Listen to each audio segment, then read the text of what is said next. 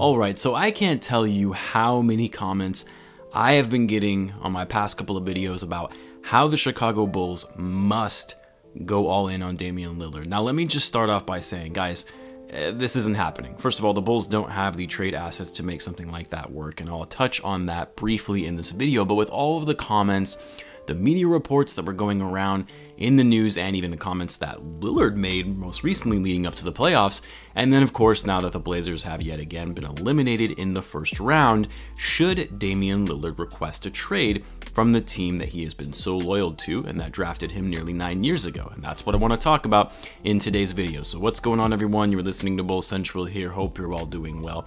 Guys, I really do want to keep this channel solely dedicated to Bulls content, and trust me, I will ensure that this is focused on Bulls content only, especially when we're in the middle of the season. And even if the off season, where there isn't a lot of news going on around the league, I'll still be putting out content related to the Bulls because that's what I love doing. But based on the feedback from a number of you, you have said that you did want to see general NBA content while the playoffs are happening anyway. Now, I've also heard from some people say that I should create a general NBA channel, which I may consider doing at some point in the future. It just might be a lot for me to manage given the fact that I do this for fun. I do have a regular day job, as some of you know. But either way, I want to hear from you guys. Would you prefer to have non-Bulls NBA related content on a separate channel and leaving Bull Central solely dedicated to the Bulls, since it's called Bull Central?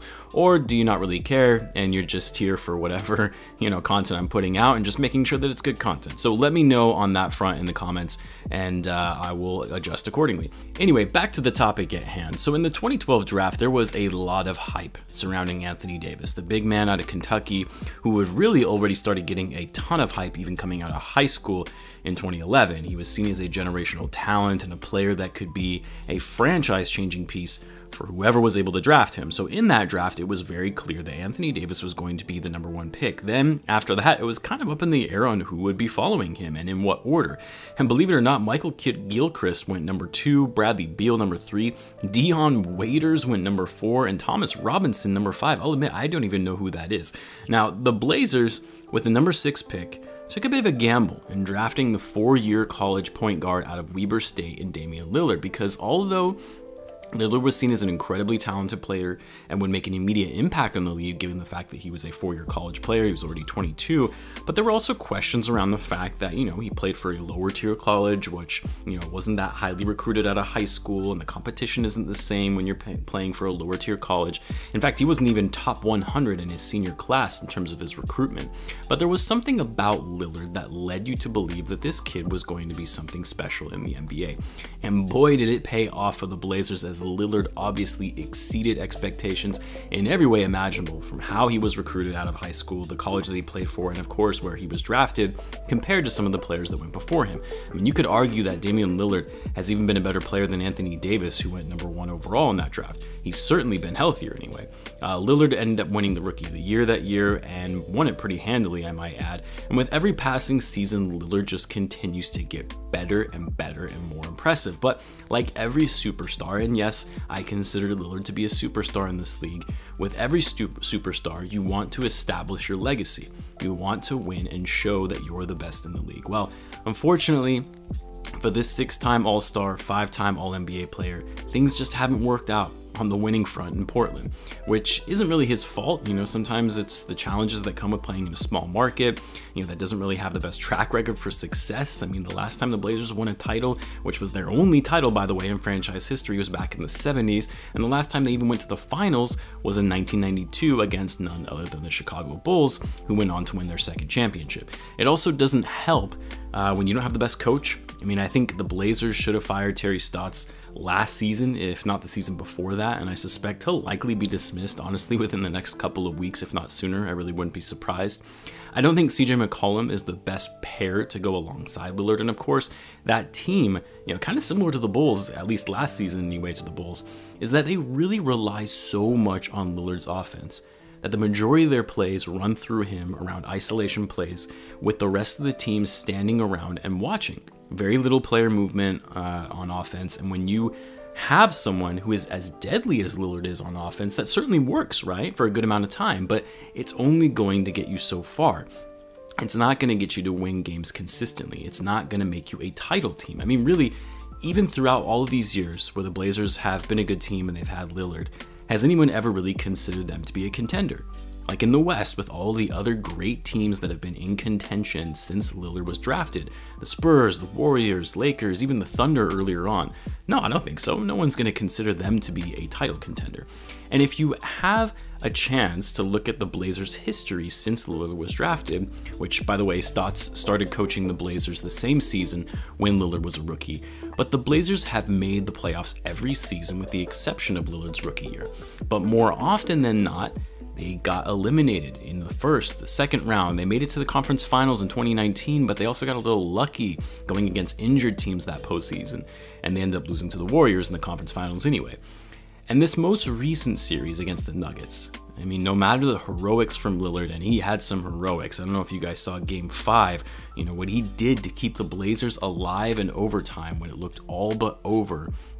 But seeing Lillard lose in this series after Game 6, he just looked incredibly defeated. I mean, who wouldn't when you put up that kind of effort in all but to just get eliminated in the first round yet again? So it begs the question, will Damian Lillard, at the age of 30 and having never gone to the NBA Finals, a superstar in this league, will he request a trade out of the small market in Portland for a chance to go somewhere where he can win? Now, it is important to note that Lillard did just sign a massive contract extension in the 2019 offseason, in which he will be getting paid a max deal through the 24-25 season, where he will get $54 million in that final season, which is just nuts to me. So the Blazers have him under contract for a while. And really, even if he does request a trade, there are only so many teams who are going to be able to make the money work to take on that kind of contract. And you would have to think that if Lillard does in fact request a trade, that he's going to want to have a say in where he's going, because after all, this has turned into a players' league in the NBA. Now, I personally believe, as much as most people might disagree, I don't think Lillard is going to request a trade. Not this offseason anyway. I think he's going to give it one more season and sticking it out in Portland, see what kind of adjustments and changes are made to the roster. You heard it in his final presser after Game 6 that it's back to the drawing board, right? I think he'll give it another season, or at least until next season's trade deadline, to see how the Blazers do. And if he doesn't like what he sees or feels the front office isn't putting the right pieces around him, then yeah, I could see him requesting a trade near the deadline. But because Lillard seems like a loyal guy, he's spoken so highly of Portland in his time there and how grateful he is for everything that the franchise has done for him, I'm inclined to think that he's going to give it at least one more season. I definitely, think that he's growing more and more frustrated, but not to the level where he's going to request a trade. Now, there were some slight rumors that Lillard was wanting to be moved if the Blazers don't make a deep run into the playoffs this season. But they were very few, and it didn't seem like they were the most credible sources. But let's say for a moment that Lillard does in fact request a trade. Where does it make the most sense for him to go to? And what are actually viable options in a trade package? Well, to be honest, there aren't that many teams who have the assets to really entice the Blazers enough to make a trade for him. I mean, this is their franchise player and superstar. They're not just going to give him up for anything, even if he does want out for that matter.